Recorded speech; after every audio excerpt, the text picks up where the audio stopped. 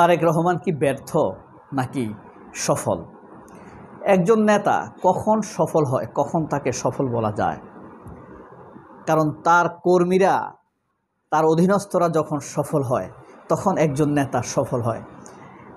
একজন কর্মীর ছোট ছোট সাফল্য নেতার কাছে অনেক বড় হয়ে দেখা দেয়। এখন কথা হলো, বিএনপির তারেক রহমানের অধীনস্থ নেতৃবৃন্দ কি সবাই যার যার জায়গায় সফল? তারা যদি সফল হয় তাহলে তারেক রহমান সফল, তারা যদি ব্যর্থ হয় তাহলে তারেক রহমান ব্যর্থ। ধরেন আওয়ামী লীগের সময়ে যদি 17 বছরে একজন কর্মী অল্প অল্প করে চেষ্টা করত আন্দোলনের এক একটি পর্যায়কে শক্তভাবে গড়ে তুলত, তাহলে খালেদা জিয়া মুক্ত হয়ে যেতেন এবং সেটা তারেক রহমানের সাফল্য হতো, সমগ্র বিএনপির একটা সাফল্য হতো। সেক্ষেত্রে কিন্তু বিএনপির কর্মীরা ব্যর্থ, এটা স্পষ্টভাবে বলা যায়। আপনি ছাত্রদল বলেন, যুবদল বলেন, স্বেচ্ছাসেবক দল বলেন, শ্রমিক দল বলেন, সবাই ব্যর্থ। মির্জা ফখরুল তো অবশ্যই ব্যর্থ, সবার আগে ব্যর্থ হয়ে বসে আছে মির্জা ফখরুল আরামে চিকিৎসা নেওয়ার জন্য। যাই হোক, এই যে তারেক রহমানের এই ব্যর্থতা, তাহলে এটা কিভাবে আসলো? ধরেন ছাত্রদলের সভাপতি রাকিব, সে কিন্তু দলের শৃঙ্খলা ধরে রাখতে পারেনি। কর্মীদের যে ইমেজ, ছাত্রদলের যে সততা, গ্রহণযোগ্যতা, সাধারণ ছাত্রদের মধ্যে, নতুনদের মধ্যে বিল্ড আপ করবে, গ্রহণযোগ্যতা পাবে, সেই জিনিসটি করতে পারেনি। সেই শৃঙ্খলা রাকিব নাসির ধরে রাখতে পারেনি। এটার প্রমাণ হলো কি, যেমন ঢাকা ইউনিভার্সিটিতে ডাকসুর যে ইলেকশন হলো, এটাকে কেন্দ্র করে ভিসির সামনে গিয়ে যেই ব্যবহার করেছে ছাত্রদল তথা গণেশ, এটা কোনো ছাত্রদলের ব্যবহার হতে পারে না। আমার একটা ধারণা, ছাত্রদলের ব্যবহার এত খারাপ হয় না। এবার তারা যে খারাপ ব্যবহার করেছে, this is bad intention plus, এটা কোনো বিচ্ছিন্ন ঘটনা নয়। কারণ আপনার এই যে গণেশের যে অ্যাটিটিউড দেখা গেছে, এই অ্যাটিটিউডের মধ্যে বিক্ষোভ প্লাস আছে, মানে অন্য কিছু লুকিয়ে আছে। আমার ধারণা জাতিগত বিদ্বেষ, রাজনৈতিক মতাদর্শগত যে পীড়া তার ভিতর থেকে উগলে এসেছে, বেরিয়ে এসেছে। তো রাকিব ছাত্রদলের শৃঙ্খলা ধরে রাখতে ব্যর্থ হয়েছেন, এটা কিন্তু নির্দ্বিধায় বলা যায়। কারণ সভাপতির সামনে একজন ইউনিট সভাপতি, গণেশ তো একটা ইউনিট সভাপতি, অর্থাৎ ঢাকা ইউনিভার্সিটির সভাপতি সম্ভবত সে। তো গণেশ যে একটা ইউনিট সভাপতি, একজন কেন্দ্রীয় সভাপতির সামনে কি অ্যাটিটিউড প্রদর্শন করতে হয় একজন বিসির সাথে, সেই জিনিসটি জানে না, এটা কিন্তু নয়। সে জেনে শুনে এই ব্যবহার করেছে। কেন্দ্রীয় সভাপতির সামনে কি অ্যাটিটিউড প্রদর্শন করতে হয় সে এটা জানে না, এমনটি নয়, সে জেনে এটা ব্যবহার করেছে। অর্থাৎ রাকিব এই শৃঙ্খলা ধরে রাখতে পারেনি এবং কি এখন পর্যন্ত গণেশের বিরুদ্ধে কোনো পদক্ষেপ নিতে পারেনি। তারেক রহমান কি কোনো পদক্ষেপ নিতে পারবেন?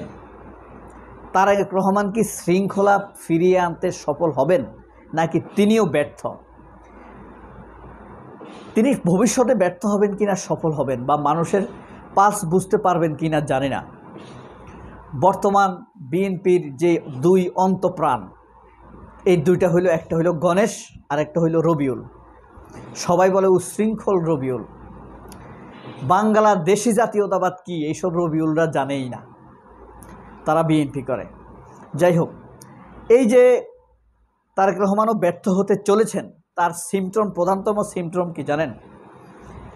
বিএনপির নেত্রী নিপুণ রায় বলেছে গণেশ যে কাজ করেছে এটা হইল সে প্রতিবাদ করেছে, এটা তার সাহসী চরিত্রের বহিঃপ্রকাশ ঘটিয়েছে। এটা হইল নিপুণের চরিত্র, মানে নিপুণের বক্তব্য। এরপরে আপনার নীলুফার ইয়াসমিন মনি বলেছে প্রতিবাদ করা তো অন্যায় নয়। আর ছাত্রদলের ভিতর থেকে এখন পর্যন্ত কোনো বক্তব্য আসেনি।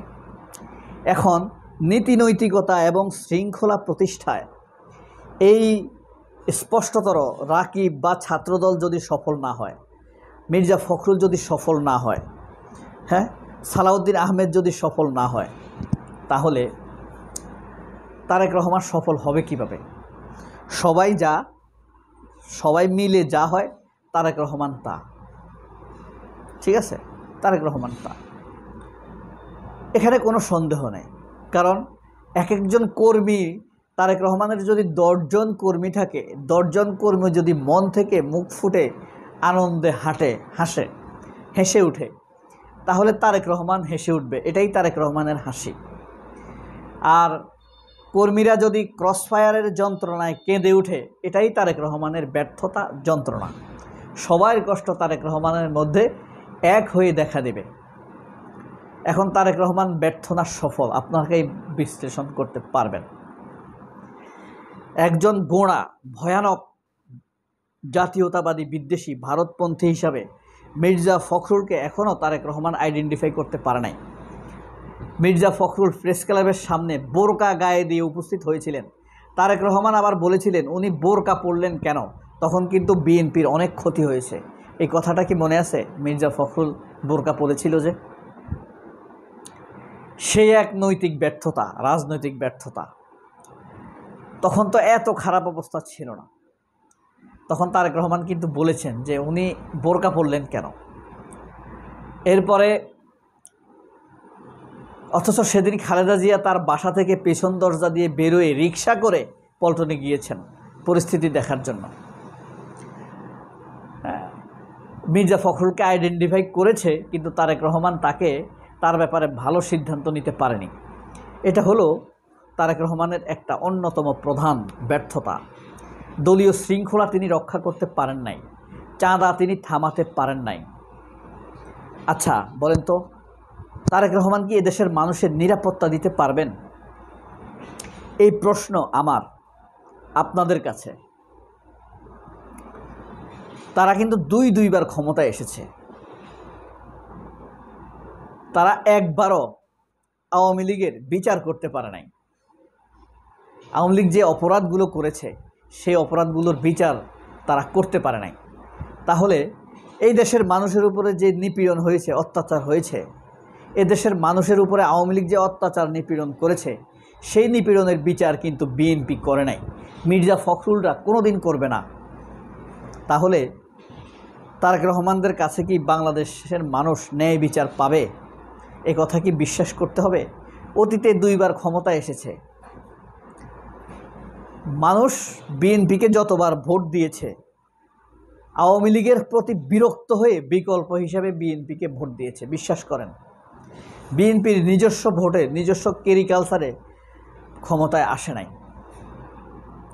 খালেদা জিয়ার সদিচ্ছা ছিল, তার ব্যাপারে আমার কোনো সন্দেহ নাই। তারে আমি ভালোবাসি, চরমভাবে সম্মান শ্রদ্ধা করি। জিয়াউর রহমানকে তো অবশ্যই, তারেক রহমানকেও আমি প্রচুর ভালোবাসতাম। এখন সন্দেহ করা শুরু করছি, কারণ অতীত এমন গিয়েছে, তারেক রহমান ভবিষ্যতে পারবেন কিনা সেটা আমার কাছে সন্দেহ লাগে। আমি কি তারেক রহমানের বাংলাদেশে নিরাপদ থাকবো কিনা সেটা আমার সন্দেহ লাগবে না। কারণ হলো দেখেন, বিএনপির আমলে আওয়ামী লীগ যে বড় ধরনের মব ঘটিয়েছে, সেটার বিচার কি বিএনপি করতে পেরেছে? পারেনি। কোন মবের কথা বলছি? 1990 সালে ঘাতক দালাল নির্মূল কমিটি গঠন করে ঢাকায় আপনার গণ আদালত বসিয়েছে। এই দেশে আইন আছে, আদালত আছে, বিচার আছে। সেই দেশে বিকল্প আদালত গঠন করে তারা একজন নাগরিককে ফাঁসি দিছে। কত ভয়ঙ্কর মব হতে পারে! সেই মবের ভিতরে বিএনপির লোকদের ইন্ধন ছিল।